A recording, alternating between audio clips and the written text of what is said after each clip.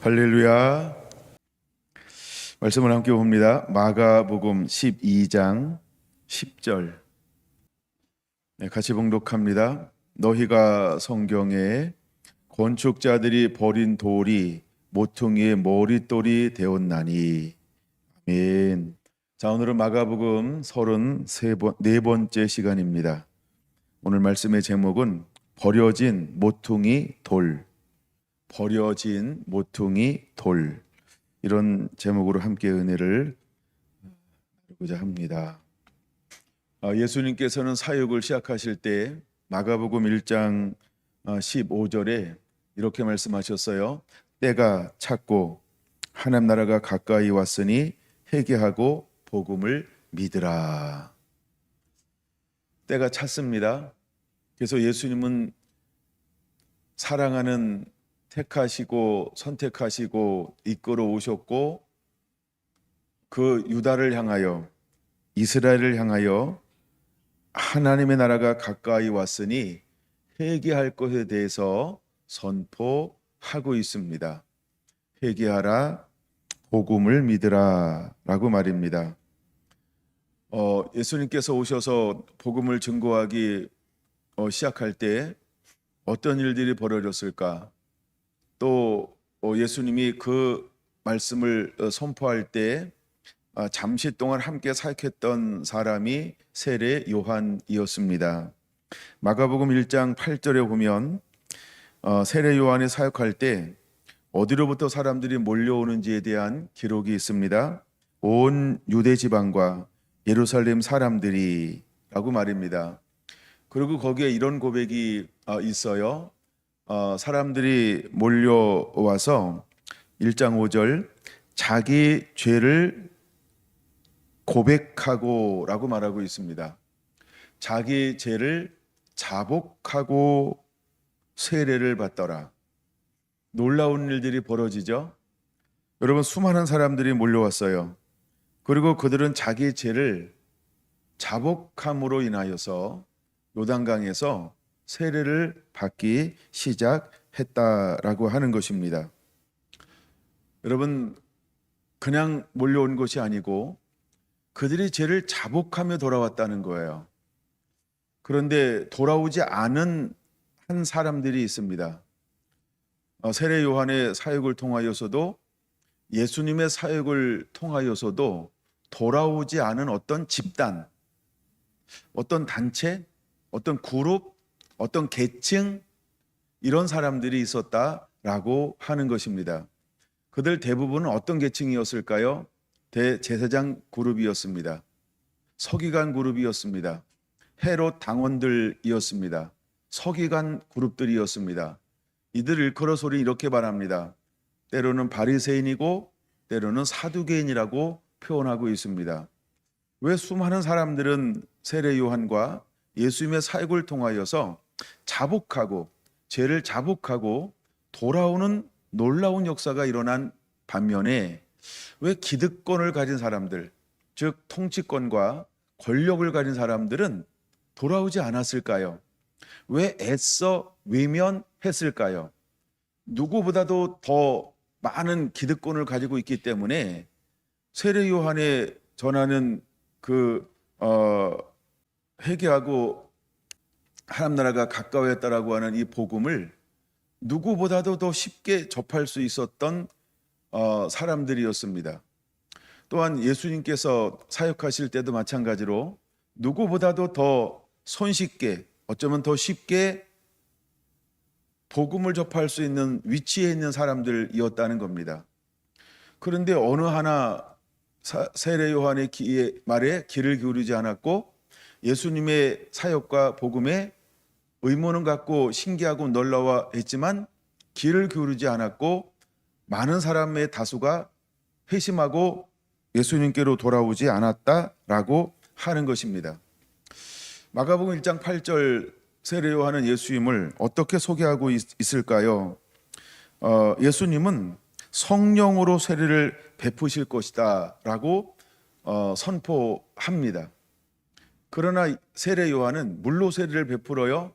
나는 성령으로 세례를 베풀 수는 없어. 그러나 내 뒤에 오시는 이는 성령과 불로 너에게 세례를 베풀 것이야 라고 하면서 회심하는 사람들에게 무엇을 만들어 주고 있나요? 저 이런 생각을 해봤어요. 이것을 기대합니다. 때로는 소망이다 라고 말입니다.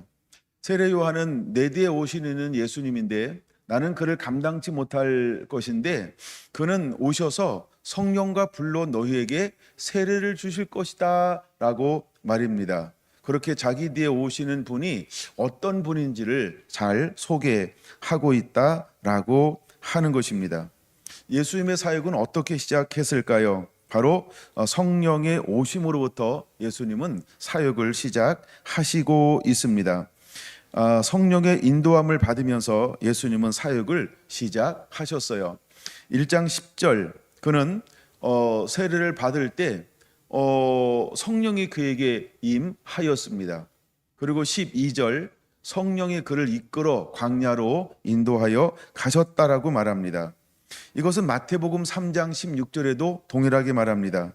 마태복음 3장 16절 세례를 받으실 때 성령이 그에게 임하였고 마태복음 4장 1절 성령이 그를 광야로 인도하여 이끌어 가셨고 그 다음에 이것은 누가복음 4장 14절에 기록되어져 있는데 누가복음 4장 14절에는 성령이 그를 이끌어 갈릴리로 가셨다라고 말하고 있습니다. 이처럼 예수님의 사역을 일컬어 우리는 어떤 사역이라고 표현할 수 있냐? 성령이 오심으로 성령에 이끌려 성령이 인도하는 가운데 사역을 하신 분이 예수님이시라고 하는 것입니다. 그래서 이것을 베드로는 이후에 어떻게 고백하고 있냐면 사도행전 10장 38절을 통하여서 하나님이 나사렛 예수에게 성령과 능력을 기름 붓듯 하셨음에 그가 두루 다니시며 선한 일을 행하시고 마귀에게 눌린 모든 사람들을 고치셨으니 이는 하나님이 함께 하셨음이니라 라고 베드로는 예수님을 이렇게 소개하고 있는 것을 볼 수 있습니다. 베드로는 무엇을 보고 자라나고 성장했을까요? 성령에 이끌려서 사역하시는 예수 그리스도. 그래서 그런 성령에 이끌려서 가시는 곳들마다 선한 일을 행하시고 마귀에게 눌린 모든 사람들을 고치시며 사역을 하셨다라고 하는 겁니다. 그래서 그는 복음을 증거하면서 복음이신 예수님을 증거하면서 예수님의 사역에 무엇을 증거하고 있나요? 예수님의 사역에 비결이 있습니다. 그 비결은 다른 것이 아니고 바로 성령의 능력을 받으시고 성령에 이끌려서 성령이 원하시는 사역을 하신 분입니다 라고 소개하고 있다라고 하는 겁니다. 그럼 복음의 핵심이 무엇처럼 보이나요? 바로 오신 성령님, 성령이라고 하는 것입니다. 그는 성령님을 소개하고 있다라고 하는 것입니다. 그래서 성령님에 이끌려서 사역하셨던 예수 그리스도를 소개하고 있죠. 자, 제자들이 사도가 됩니다. 그 부활하신 예수님께서 제자들에게 했던 것은 두 가지라고 그랬어요. 첫째, 말씀을 풀어주었습니다. 그 다음에 말씀을 풀어주고 난 다음에 사도행전 1장 8절 오직 성령이 너희에게 임하시면 너희가 권능을 받고 예루살렘과 온 유대와 사마리아와 땅끝까지 이르러 내 증인이 되라 라고 말씀하고 있습니다. 제자들도 사역을 하기 위해서는 무엇을 받아야만 했을까? 성령이 너희에게 임하시면 너희가 권능을 받고 땅끝까지 나가 증인되는 삶을 살라라고 예수님께서 제자들에게 선포하고 있는 것입니다. 예수님도 성령에 이끌렸었어요. 예수님이 오실 길을 예비하는 세례 요한도 성령의 감동을 받고 성령에 이끌렸었어요. 그 다음에 예수님과 함께했던 제자들도 이제 성령을 받음으로 사도가 되어서 땅끝까지 복음을 증거하는 하나님의 사람들이 되었어요. 그럼 여러분, 우리는 무엇을 받는 자가 되어야 할까요? 우리는 무엇을 사모하는 자가 되어야 할까요? 그러므로 우리는 매일매일 멈출 수 없는 기도, 멈출 수 없는 예배를 드리면서 하나님 앞에 무엇을 달라고 기도하는 자가 되어야 할까? 답은 나온 거 아닌가요? 보세요. 하나님께서 이방인들을 전도하는데도 전도하는 한 사람을 세울 때 무엇을 통하여 그를 세우고 있나요? 하나님이 다메섹 도상에서 한 사람을 불렀고 그를 이방인을 향한 그릇으로 삼았고 무엇이 그를 이끌어가게 만들었을까요? 성령이 그를 이끌어가는 것을 볼 수 있습니다. 이방인을 전도할 때도 그들이 하나님을 경외하고 섬길 때 하나님은 그들에게 무엇을 부어 주었을까요? 사도행전 10장 고넬료의 가족과 그의 친구들이 함께 모였을 때 베드로를 총하여 말씀을 증거하는 가운데 하나님의 성령이 그들 가운데 임하고 있는 것을 사도행전 10장 44절 45절은 우리에게 보여주고 있습니다. 더 나아가 온 유대와 사마리아와라고 할 때 이 사마리아에 이제 빌립이라고 하는 하나님의 사람에 나가 복음을 증거할 때 물세례만 전하는 것을 베드로와 요한이 듣고 그들을 파송받아 그들이 나가 그들을 향하여 기도할 때에 그들에게 성령이 임하는 것을 사도행전 8장 17절은 우리에게 보여주고 있습니다. 이제 그 이후에 모든 사역은 무엇으로부터 이루어지고 무엇으로부터 기결되어지는 것을 보여주고 있냐 하면 성령으로 시작해서 성령으로 이끌어가는 것을 보여주고 있는 것입니다. 그럼 여러분 우리는 무엇을 사모하는 자가 되어야 할까요? 이제 우리는 성령님을 사모하는 자가 되어야 합니다. 성령의 임재와 성령의 능력 가운데 붙들림 당하는 그런 은혜가 반드시 임해야 할 줄로 믿습니다. 오소서 진리의 성령님, 오소서 진리의 성령님, 이제 하늘을 가르고 이 땅 가운데 임하시옵소서 하고 우리는 계속해서 무엇을 기도하는 자가 되어야 할까요? 성령님이 이 땅 가운데 오시도록 끊임없이 기도하는 자가 되어야 할 줄로 믿습니다.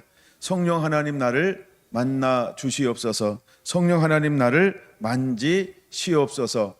여러분들이 계속해서 성령을 간구하는 자가 되기를 예수님의 이름으로 축원을 드립니다. 이다 말씀을 마치고 난 다음에 여러분들이 기도할 때 반드시 성령을 구하는 그 기도가 멈추지 않아야 할 것입니다. 할렐루야. 예, 제가 막 이렇게 중간에 한번 안 해봤던 거 해보고 싶었던 마음도 있었어요. 예, 성령을 달라고 기도하고 난 다음에 또 말씀을 나누고 싶은 그런 마음도 있었어요. 자, 근데 그걸 내가 약간 지금 절제하고 이제 두 번째 말씀을 다루려고 합니다. 왜냐하면 이게 이제 이어지는 것인데, 왜냐하면 예수님께서 제가 12장을 읽고 또 읽으면서 한 12장에 왜 많은 사람들, 특히 이제 12절을 같이 한번 볼까요? 시작. 그들이 예수의 이 비유가 자기들을 가리켜 말씀하신 줄 알고 잡고자 하되 무리를 두려워하여 예수를 두고 가니라. 아니, 똑같은 말을 전하였는데 왜 이들은 예수님을 믿음으로 받아들이는 것이 아니고 왜 그를 자기들이 가지고 있는 그 법을 가지고 그를 잡으려고 할까요? 왜 그를 압제하려고 할까요? 왜 그를 능멸하려고 할까요? 왜 그는 공권력을 사용하려고 할까요? 무엇 때문에 이런 일들이 일어나고 있는 걸까요? 이것을 묵상하다가 이 예수님은 성령에 이끌려 사역할 때 수많은 사람들이 예수님 앞에 나와 죄를 자복하고 예수님을 임금과 구주로 모시고 따랐다라고 하는 것입니다. 그런데 한 그룹만큼은 예수님의 그렇게 많은 사역을 하셨음에도 불구하고 더 많은 정보, 더 많은 소식, 더 많은 것들을 공유했음에도 불구하고 왜 이들은 예수님을 향하여서 여전히 닫힌 마음을 가지고 있게 되었을까? 이런 생각을 한번 해 보았습니다. 여러분, 이들은요, 예수님을 받아들이면 잃어버릴 것이 많은 사람들이었던 것 같아요. 여러분 생각은 어떤지 모르겠어요. 여러분, 이 사람들은 우리가 성경은 뭐라고 부르나요? 11장 27절에 말하고 있는 것처럼 이 사람들은 대제사장들, 서기관들, 장로들이라고 표현하기도 합니다. 그 다음에 12장 13절에 이 사람들은 바리새인과 헤롯 땅이라고 표현하기도 합니다. 그 다음에 12장 18절에 말하는 것처럼 사두개인들이라고 표현하기도 합니다. 이들은 기득권을 가진 사람들입니다. 이 사람들은 통치자들이고 권력자, 권세자들이라고 하는 것입니다. 이 사람들은 대부분 그 당시 이스라엘을 떠받들고 있는 지도층, 이끌어가는 리더 그룹이라고 하는 것입니다. 근데 유독 이 집단만큼은 누구에 대하여서 극히 거부감을 드러내고 있는 걸까요? 우리가 한 예를 통하여서도 볼 수 있는 것이 한 부자 청년이었던 것입니다. 내 소유를 팔아 가난한 자에게 주고 나를 따르라. 근데 그의 관심은 어디에 있었습니까? 영원한 생명, 영생에 있었습니다. 그는 장로의 유전대로 살았어요. 모세의 율법대로 나름대로 삶을 살고 있었어요. 십계명을 다 지키고 있었어요. 그러나 예수님께서 그에게 한 가지를 부족하다고 말하고 있는 것입니다. 근데 그 부족함에 대해서 말씀할 때 그 청년이 어떻게 받아들이게 되었을까요? 그는 근심하며 떠나가더라고 말하고 있습니다. 그럼 예수님께서 무엇을 요구했을까요? 그는 세상의 염려, 두 번째 재리의 유혹, 세 번째 향락. 그는 예수님께서 두 번째를 타치하셨습니다. 그것이 바로 가신데 그는 무엇을 더 사랑하는 사람이었을까요? 그는 재리의 유혹에 넘어간 사람이라고 하는 겁니다. 그럼 그 당시 기득권을 가지고 있었던 대제사장들과 그 다음에 장로들과 사내들의 공의원들, 사두개인과 바리새인과 서기관들은 과연 무엇을 추구하는 사람들이었을까요? 그는 겉으로 볼 때에는 경건한 사람들이었습니다. 그는 겉으로 볼 때에는 의로운 사람들이었습니다. 그는 겉으로 볼 때는 구원받은 사람들이었습니다. 그들은요, 그래서 명예도 있고 칭찬도 있고 존경도 받는 이런 사람들이었다라고 하는 것입니다. 그런데 이들은 외면과 내면이 전혀 다른 것을 품고 있었다라고 하는 것이죠. 그래서 예수님은 그들을 향한 비유로 지금 이 비유를 하고 있는 것입니다. 이것이 바로 마가복음 12장 1절에서 11절까지의 비유인 것입니다. 근데 이 비유를 하면서 그들은 알아들었다는 것이에요. 그들이 알아들었다라고 하는 거예요. 그래서 12절 이렇게 표현합니다. 이 비유가 자기들을 가리켜 말씀하신 줄을 알고 라고 말입니다. 안다라고 하는 의미가 두 가지가 있어요. 그럼 여기서 안다라고 하는 것은 무엇으로 아는 걸까요? 머리로 아는 겁니다. 그러니까 가슴으로 영으로 아는 게 아니고요. 그냥 머리로 아는 겁니다. 그리고 이거를 받아들이는 것이 아니고 자기의 사실들을 말씀하실 때 이들은 심하게 부닥침을 가지게 되었다라고 하는 겁니다. 우리가 말씀이 들려질 때 두 가지 현상들이 일어나는 것이죠. 나들으라고 하네. 내 얘기네. 목사님이 어떻게 알았어? 내 얘기를? 또 어떤 사람은요. 말씀을 들을 때 그렇습니다. 주님. 내가 죄인입니다. 내가 죽인 자고 내가 능욕한 자고 내가 핍박한 자입니다. 그래서 그 말씀에서 그걸 자기라고 받아들이는 그런 사람들이 있습니다. 그러면 비유가 어떤 비유를 하고 있나요? 여기 이제 등장하는 사람들이 여러 사람들이 등장하고 있죠. 그게 5가지를 분류할 수 있는데 첫째는 포도원입니다.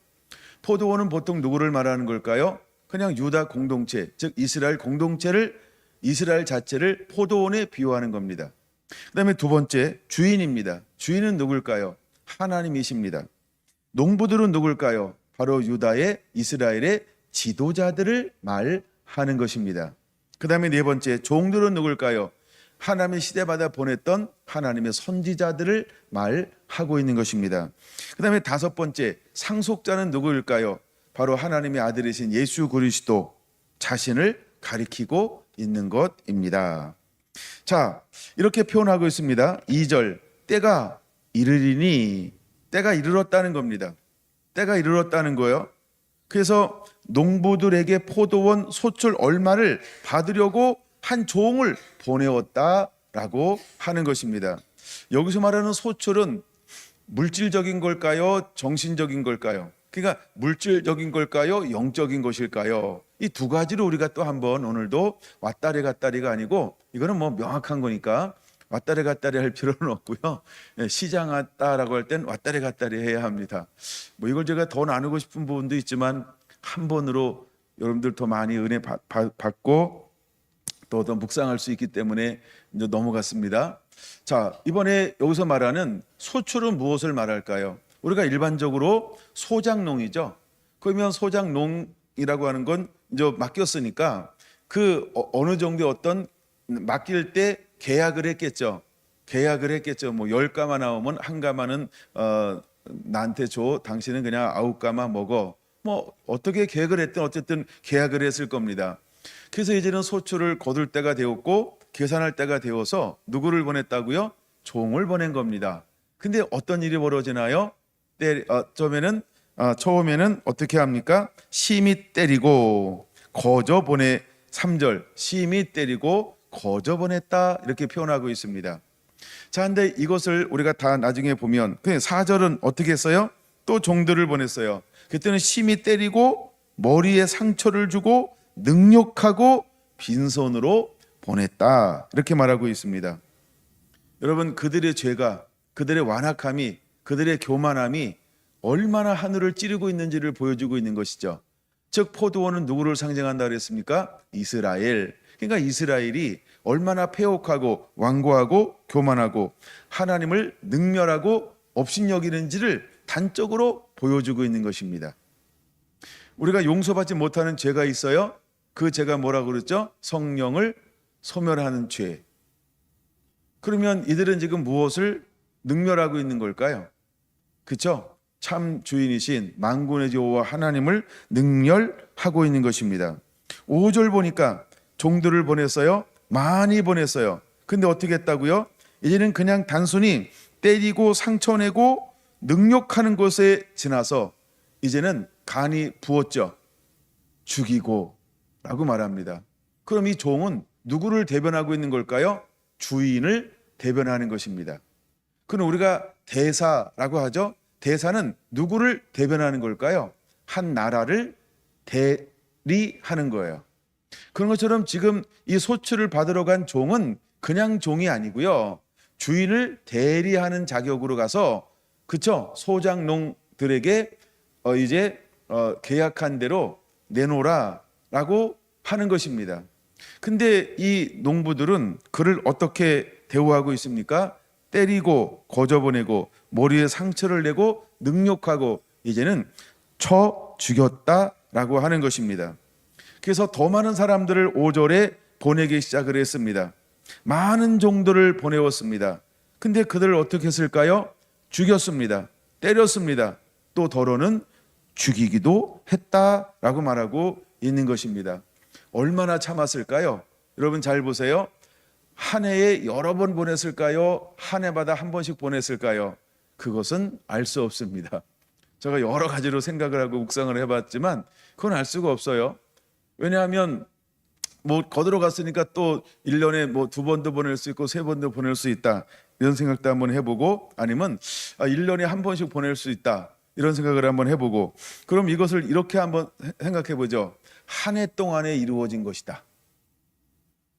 한 해 동안에 이루어진 것이다. 먼저 그렇게 한번 생각해 보자는 겁니다. 여러분 그러면 이 농부들이 얼마나 악한 걸까요? 얼마나 악한 걸까요? 지금 몇 번이나 보내고 이런 일들이 일어납니까? 최소 많이 보내고라는 단어가 있기 때문에 그다음에 그걸 한 번으로 생각해 보자는 거죠. 예, 줄줄이 사탕 계속 보낸 거예요. 그러면 최소 4번에서 5번이죠. 최소 4번은 보냈다라고 하는 겁니다. 그럼에도 불구하고 그들은 어떻게 했다? 그러면 그들이 농부들이 얼마나 완악하고 완고하고 패역했는지를 한번 짐작해 보라는 거예요. 한 번 보내는 것도 간이 보여야 되고 큰맘 먹어야 되는 거 아닌가요?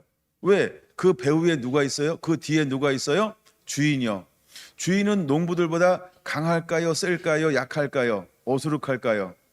훨씬 강하죠. 그럼 농부들이 그걸 알까요? 모를까요? 전부 알고 있죠. 그럼에도 불구하고 그들이 어떻게 그 종들, 주인이 보낸 종들을 대우했다고요? 때리고 거저 보내고 능욕하고 멸시하고 죽이고 또 때로는 죽이고 또 때리고 또 더러는 죽였더라. 이 일이 계속해서 반복해서 일어났다. 그럼 이건 누구를 능멸하고 있는 걸까요? 그쵸? 그들에게 맡겼던 주인을 능멸하고 있는 것입니다. 그래서 마지막일에 또 이제 여섯 번째로 누구를 보내면 이제 종들이 말을 들을까 생각을 했을까요? 이제 나의 아들을 보내면 나의 아들은 존경하겠지, 그의 말은 듣겠지 라고 생각을 했습니다. 그럼 여러분 잘 봐야 됩니다. 그러면 이 주인의 마음이 얼마나 관용이 많은지, 그렇죠? 이 주인의 입장에서 한번 생각해 보세요. 수많은 종들을 나를 대신해서 보내었는데 업신여김 당했어요. 멸시를 당했어요. 네, 때로는 거저 왔어요. 어마어마한 무시와 능멸을 당했단 말이에요. 그리고 몇 명은 어떻게 됐어요? 죽었어요. 죽음을 당했어요. 그럼에도 불구하고 이 주인은 농부들을 향한 마음이 어떤 마음일까요? 그래도 내 아들은 존대하겠지, 존중하겠지. 여러분이 주인의 입장에서 한번 먼저 생각해 보세요. 여러분은 그런 마음을 가지고 있나요? 쉬지 않고 끊임없이. 그럼에도 불구하고 농부의 모든 것들을 용납하고 용서하고 간용하고 자비를 베풀기 원하는 마음으로 지속적으로 보낸다는 겁니다. 거긴 주인의 마음이 어떤 것이 포함되어져 있는 걸까요? 끝없는 사랑이요. 그 농부를 향한 이 주인의 한량없는 넘치는 사랑이요. 여러분, 우리는 그런 마음을 품을 수 있을까요?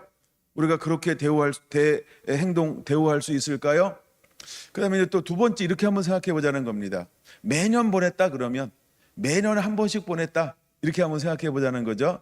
그러면 이게 이제 5절 때문에 몇 년인지 가늠할 수가 없어요. 왜? 많은 종들, 많이 보냈다, 이 말 때문에요. 많은 종들도 라고 말입니다. 그러니까 최소한 몇 번 보냈어요? 거기까지는 4번 해서. 그럼 이제 많이, 그러니까 많이 그러면 한 7번 더 보냈다. 그 하여간 10몇 번을 보낸 거예요. 이렇게도 한번 생각해 보자는 겁니다. 그러면은 이제 열매를 거두고 이익이 발생돼서 능히 계약한 것을 이제는 줄 수 있는 시즌이 생기는 겁니다. 보통 농사를 지어서 열매를 맺는 것은 레위기에 보면 최소 4년까지는 그냥 다 따버리고 농사하고 나무를 키워요. 그다음에 5년째부터 소출을 거두는 게 있습니다. 그럼 5년부터 보냈다라고 한다면 최소 20년 가까이 뭘 한 거예요? 그렇죠. 이제는 주인은 소작농들을 믿은 거죠. 믿음으로 대우한 거죠. 그리고 계속해서 사랑과 간용을 베풀었던 것이죠. 그럼에도 불구하고 그 다음 해에 농사를 어떻게 지었을까요? 잘 될 수도 있고 안 될 수도 있지만 이렇게 한번 생각해 보자는 거죠. 그래도 이익을 남겼다. 먹고 살만하다. 잘 됐다. 그럼 이렇게 또 한번 생각해 봐야 됩니다. 잘 되는 것은 하나님이 은혜를 주셔야만 잘 되는 거죠. 이스라엘이 그런 것처럼 계속해서 그럼에도 불구하고 하나님은 이스라엘을 어떻게 품어주셨냐는 거예요. 이렇게 한번 생각해 보자는 거예요. 하나님께서 때마다 이슬을 내렸고 비를 내렸어요. 그다음에 모든 해충들을 침범하지 못하도록 만들었고 풍성하고 정말 넉넉하게 이렇게 소출할 수 있는 은혜를 부어 주었어요.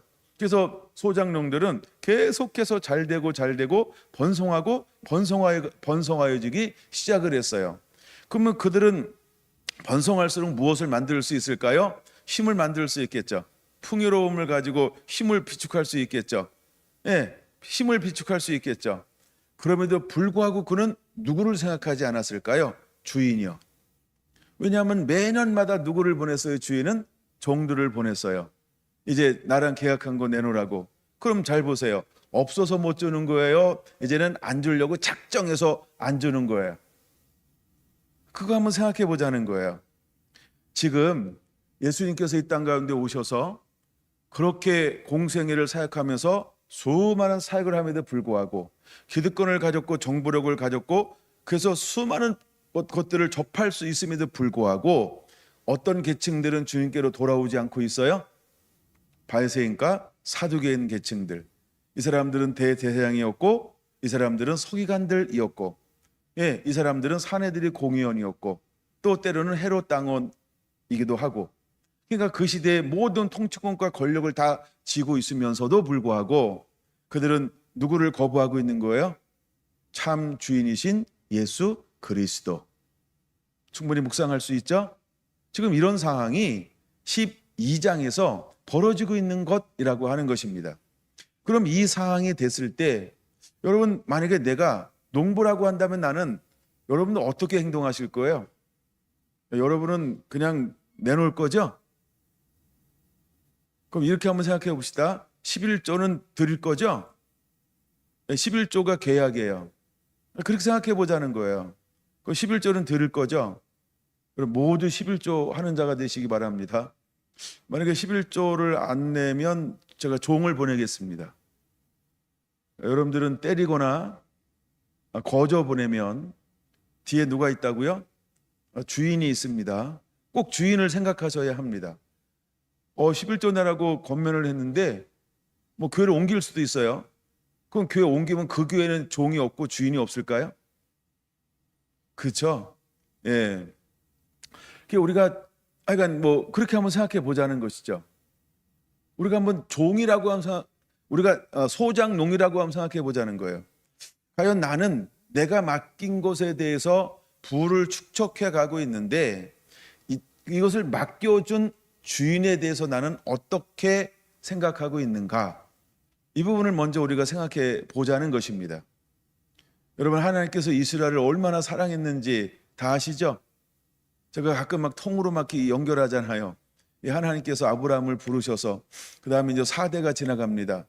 그래서 말씀이 응할 때까지 하나님께서 그를 이제 애굽으로 내려가게 만들었고 그 다음에 애굽에서 하나님 그를 번창케 했습니다. 그리고 나올 때 애굽 사람에게 은혜를 입게 하셔서 금은 보화와 의복을 취하여 나오게 만들었습니다. 그리고 그로 내려갈 때 70명이었고 나중에 합쳐서 75명이 되었고 나올 때는 그쵸 장정만 60만 군대가 되었고 이제 하나의 민족을 이룰 수 있는 이제 나라를 이룰 수 있는 그런 강하고 강성하여 번성하는 민족으로 만들어졌습니다. 하나님이 그들에게 무엇을 요구한 걸까요? 하나님을 예비하라. 모세를 통하여 바로와 이렇게 할 때 무엇만 얘기할까요? 가서 예비하게 하라. 딴 얘기 안 합니다. 가서 예비하게 하라. 그러니까 이스라엘이 나오면 무엇하는 민족이 되어야 할까요? 하나님만 예비하는 민족. 그래서 가나안 땅을 그들에게 주었습니다. 그럼 가나안 땅 자기들의 손으로 그 땅을 차지한 걸까요? 아니죠. 하나님께서 앞서 행하셨고 손에 붙여주었고 영광으로 앞서 행했고 때로는 왕보를 보냈고 하나님이 함께 싸워서 그들을 싸워주셨죠. 여호와가 군대 장관이 되어서 그러므로 그 땅을 차지하고 정복을 했던 것입니다. 근데 하나님께서 신명기 8장에 말하는 것처럼 이제 적과 꿀이 흐른 땅을 그들에게 주었습니다. 근데 하나님께서 하나 염려하는 것이 있었다는 것이죠. 그것이 무엇이었다고요? 내 능과 내 손으로 할까 두려워하노라. 근데 실제로 이스라엘 백성들은 어떤 마음을 품었어요? 하나님은 잊어버리고 내 능과 내 손으로. 그래서 일어난 세대를 무슨 세대라고 말합니까? 다른 세대. 다른 세대의 특징이 뭘까요? 하나님을 모르는 것입니다. 내 능과 내 손으로 했다라고 하는 것입니다. 그리고 그들은 하나님을 완전히 잊어버리는 것입니다. 여러분, 그 시대에 하나님께서 얼마나 오래 참으셨을까? 그들은 사사건건 무엇을 구했습니까? 왕을 달라고 기도하기 시작했습니다. 그래서 왕을 세워주기 시작을 했습니다. 왕을 세웠더니 그들은 어떻게 했어요? 그렇죠. 왕이 결정적일 때 하나님을 의지하는 게 아니고 누구를 의지하는 왕이 되었을까요? 백성들을 바라봤어요. 그리고 나중에는 우상을 섬기고 이방의 왕들을 바라보는 왕이 되었어요. 여러분, 하나님께서 바벨론 아수르를 통해서 완전히 왕정 국가 이스라엘을 다 초토화시켜 버렸어요. 그리고 70년의 차기까지 하나님 그들을 포로로 만들어 버렸어요. 다시 돌아왔어요. 그 다음에 왕들이 일어났을까요? 아니요. 더 이상 왕이 세워지지 않았어요. 무엇을 보여주는 걸까요? 하나님만 섬기라는 겁니다. 말씀에만 순종하라는 것입니다. 여러분, 구약이 이렇게 간단하게 우리 눈으로 한눈에 보일 수 있는 거예요. 그럼 예수님께서 오셔서 어떻게 하셨을까요? 제가 왜 서두에 그 얘기를 했을까요? 예수님은 무엇으로 시작하셨다고요? 성령을 받으심으로 성령에 이끌려서 성령으로 사역하셨다라고 하는 겁니다. 그리고 제자들에게 예수님께서 다른 걸로 말씀하지 않습니다. 무엇을 말하고 있는 걸까요? 말씀을 주시고 성령이 위로부터 능력이 임하기까지는 이 성을 떠나지 말아라. 사도행전 1장 18절 오직 성령이 너에게 임하시면 너희가 권능을 받고 땅끝까지 이르러 증인되는 이 삶을 살아라. 이게 전부라는 것입니다. 여러분, 이제 우리가 어떤 삶을 사는 자가 되어야 할까라고 하는 거죠.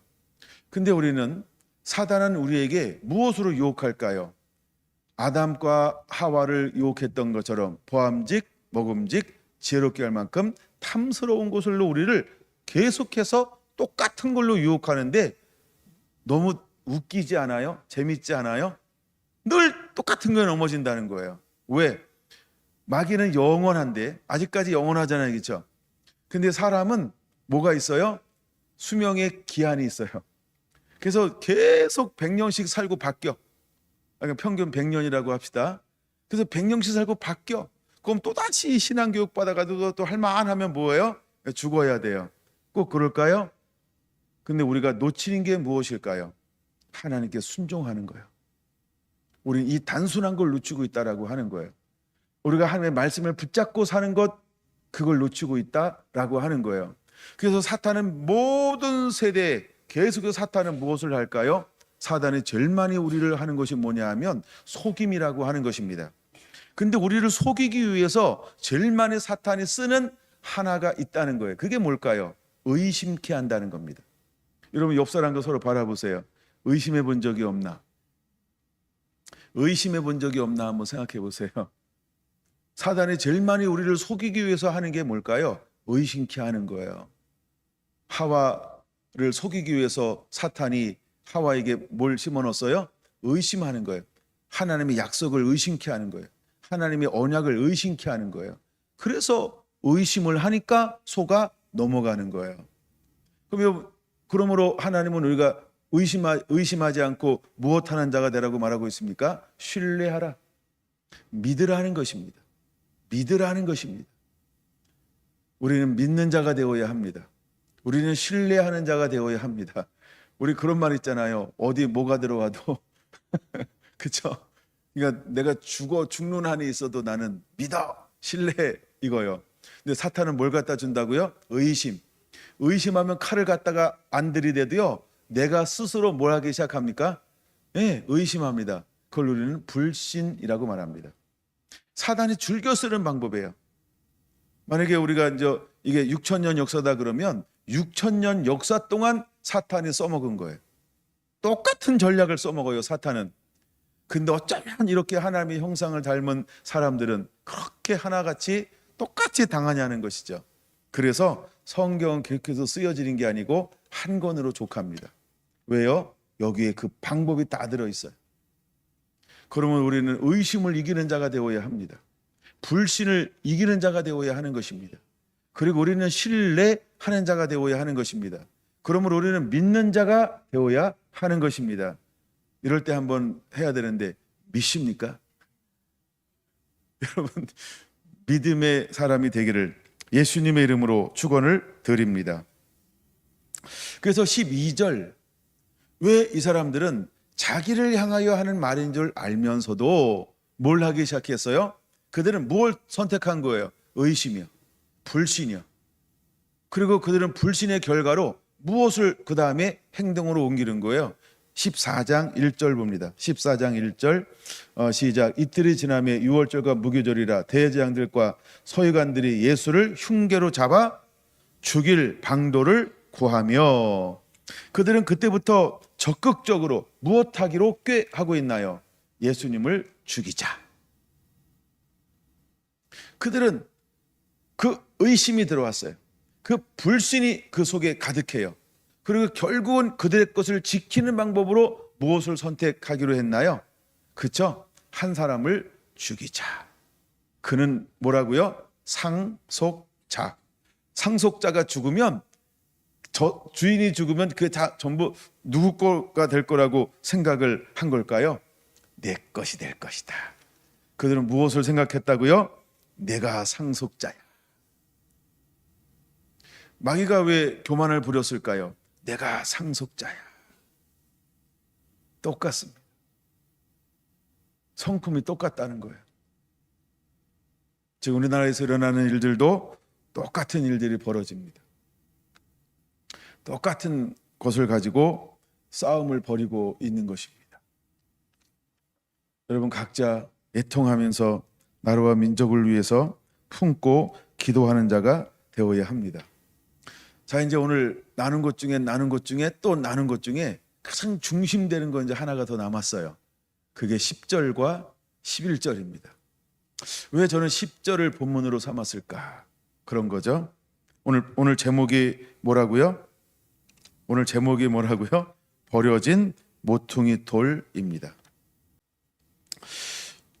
오늘 시간 관계상 또 그 본문은 다 찾아보지 못해요. 여러분들이 말씀을 어차피 흠뻑 젖어주고 있는 중에 있으니까 시편 118편도 가셔서 몇 번씩 한번 읽어보세요. 그리고 각자 그냥 은혜 주시는 걸로 깨닫게 되기를 바랍니다. 118편 한 부분만 한번 보고 넘어올까요? 시편 118편 5절 먼저 한번 보겠습니다. 5절, 내가 고통 중에 여호와께 부르짖었더니, 이게 누구의 고백일까요? 다윗의 고백입니다. 10절, 문 나라가 나를 에워쌌으니 내가 여호와의 이름으로 그들을 끊으리로다. 11절, 그들이 나를 에워쌌으니 내가 여호와의 이름으로 그들을 끊으리로다. 12절 같이 읽을까요? 그들이 별들처럼 나를 에워쌌으나 가시덤불에 불같이 타 없어졌나니 내가 여호와의 이름으로 그들을 끊으리로다.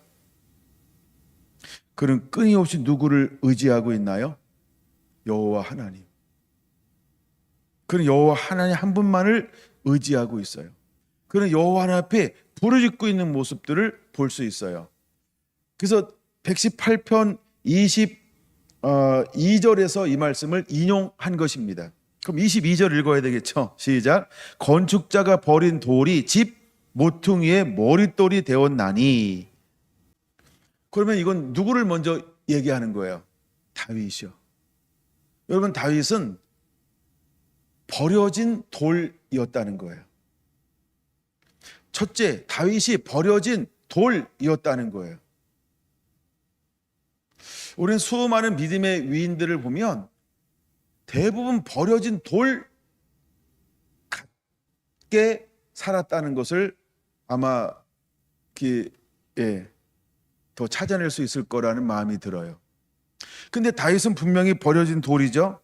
여러분, 성경 한번 제가 빠르게 불러줄 테니까 적어보실래요? 시편 27편 10절, 그는 버림받았습니다. 51편 5절, 그는 죄악 중에 출생했다고 고백합니다. 35편 14절, 그는 엄마가 죽고 이새에게 맡겨지게 됩니다. 69편 8절, 그는 객이 되었고 낯선 사람이 되었다라고 고백합니다. 사무엘상 16장 11절, 그는 노예처럼 일하는 삶을 살게 되어집니다. 이걸 일컬어서 다윗을 스스로 뭐라고 고백합니까? 자기 인생을 되돌아보면서 나는 버려진 모퉁이 돌이야 라고 자기 자신의 삶을 그렇게 고백하고 있다라고 하는 것입니다. 이 부분은 제가 여러 번 한번 옛날에 다룬 적이 있으니까 이해가 좀 되시죠? 모르면 또 물어보시면 처음처럼 다시 알아드리겠습니다. 내가 이것이 다윗의 삶이었어요. 근데 하나님께서 다윗을 어떻게 들어 쓰시고 사용하셨나요? 나는 버려진 돌인데 하나님이 그를 모퉁이 돌이 되게 하셨고 거기에다가 이스라엘을 다윗을 기점으로 견고하게 세우셨다는 것입니다. 할렐루야. 혹시 여러분들도 버려진 모퉁이 돌 같은 상황에 있습니까? 그러면 우리는 다윗처럼 하나님만 의지하는 법을 배워야 하는 것입니다. 다윗과 다른 왕들의 차이점은 무엇일까? 다윗은 수없는 고난을 통과했다는 것입니다. 고난을 통과하면서 그는 다듬어졌다라고 하는 것입니다.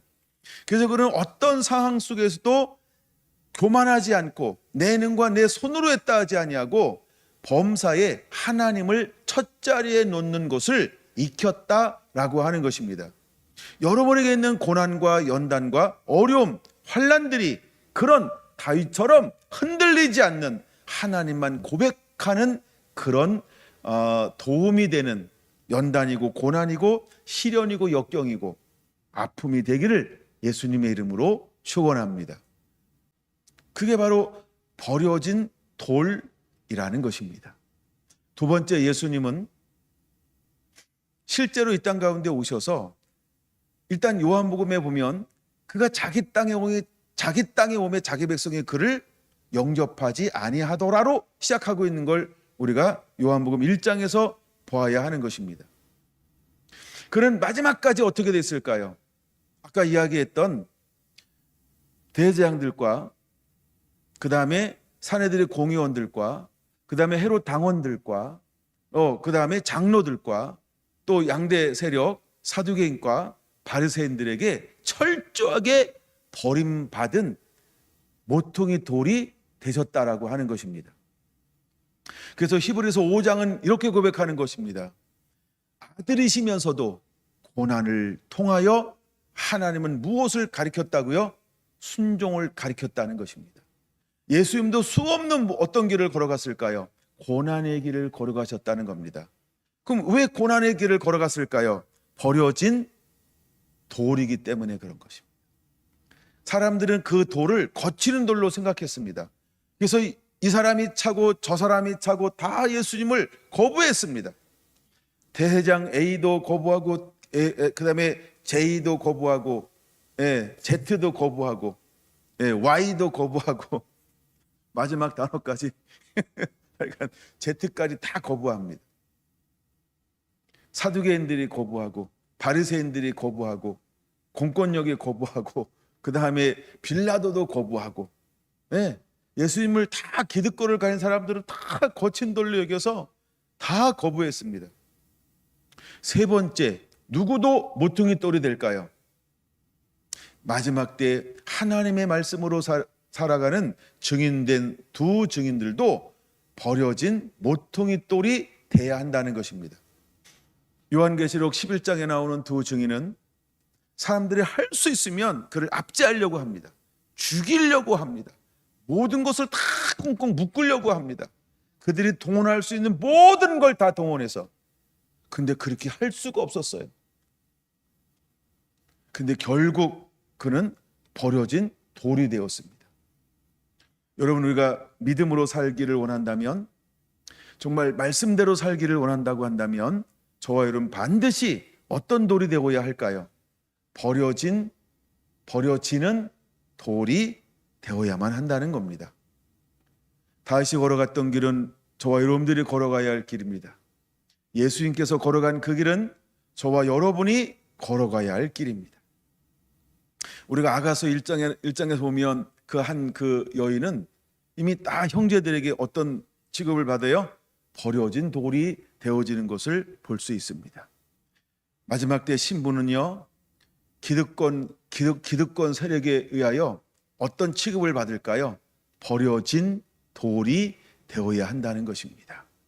여러분 어때요? 준비된 거죠? 버려질 준비. 외롭나요? 쓸쓸한가요? 참담한가요? 그래서 하나님이 고난을 주는 거예요. 버려질 때 그때 견고하게 설 수 있도록 지금 예비하고 지금 준비하라고. 철저하게 유린당할 거예요. 철저하게 왕따 당할 거예요. 철저하게 능욕당할 거예요. 철저하게 보세요. 마지막 때 누가 왼수가 된다 그랬어요? 그쵸? 어미나 아비나 청자나 자녀나 그쵸? 원수가 될 것이며. 마태복음 24장과 25장을 다시 한번 읽어오면서 그 말씀이 여러분에게 확 다가와야 돼요. 다 우리를 내어줄 거예요. 누가? 우리 일족이, 우리의 이웃이 우리를 내어줄 거예요. 왜 우리를 내어주나요? 버려진 돌이 될 거라는 거예요. 여러분, 의롭게 사는 사람은, 마지막 때 신부가 되기를 원하는 사람은요, 버려지는 돌이 된다는 걸 알고 있어야 돼요. 아가서 5장에 수많은 여인들이 그럼에도 불구하고 내가 사랑하는 자가 어떤 분이냐 다 버렸어요. 그를 다 감당하지 못해요. 그 시대의 기득권이 이 여인을 감당하지 못해요. 오히려 그들을 전부 압제하죠. 능멸하죠. 모욕하죠. 웃옷을 벗겨가잖아요. 그를 완전히 능멸합니다. 근데 이 여인은 어떤 고백을 하나요? 나는 오히려 그럼에도 불구하고 사랑병에 걸렸어. 여러분, 우리가 어떤 하나님의 사람이 되어야 할까요? 이제 우리는 버려진 돌 되어야 합니다. 하나님은 그 버려진 돌로 어떻게 시작하셨나요? 모퉁이 돌이 되게 하셨던 거예요. 다윗은 모퉁이 돌이 되었습니다. 예수 그리스도는 모퉁이 돌이 되어서 한 건물을 짓는 가장 중요한 주춧돌이 되었다는 겁니다. 사도 바울이 그렇게 쓰임 받았고요. 마지막 때 두 증인이 그렇게 쓰임 받는 거고요. 또한 신부도 그렇게 쓰임 받게 되어지는 거예요. 사랑하는 성도나 성도 여러분, 여러분은 어떻게 쓰임 받는 자가 되기를 원합니까? 그러므로 우리들도 버려질 때를 위하여 이제는 충분히 예수님을 더 사랑하는 그런 은혜가 임하게 되기를 예수님의 이름으로 축원을 드립니다. 말씀을 그냥 찾아보고 말씀을 마치려고 합니다. 우리들의 위치, 접붙임 받은 가지, 이렇게만 적어 놓으세요. 우리들의 위치, 우리들의 위치가 어디냐 하는 거예요. 우리는 접붙임 받은 가지라고 하는 거예요. 성경은 로마서 9, 10, 11장이고요. 또 줄인다고 한다면 로마서 11장 16절에서 21절입니다. 우리가 접붙임 받은 가지이거늘 하나님께서 원 가지도 아끼지 아니하셨는데 너희일까 보냐. 그러므로 우리의 위치를 알아야 하는 것입니다. 그러기에 여러분, 우리는 더욱더 예수님 한 분만을 사랑으로 섬겨내는, 이제는 우리가 걸어가는 길이 어떤 길일까? 버림받은 돌 같은 존재라고 하는 것을 우리는 깨달아야 하는 것입니다. 하나님은 버려진 돌을 통하여 일하실 것입니다. 우리 성결한 성도 한 분 한 분들에게 그런 은혜가 오늘 현 시대에 그대로 임하게 되기를 예수님의 이름으로 축원합니다. 할렐루야. 기도하겠습니다.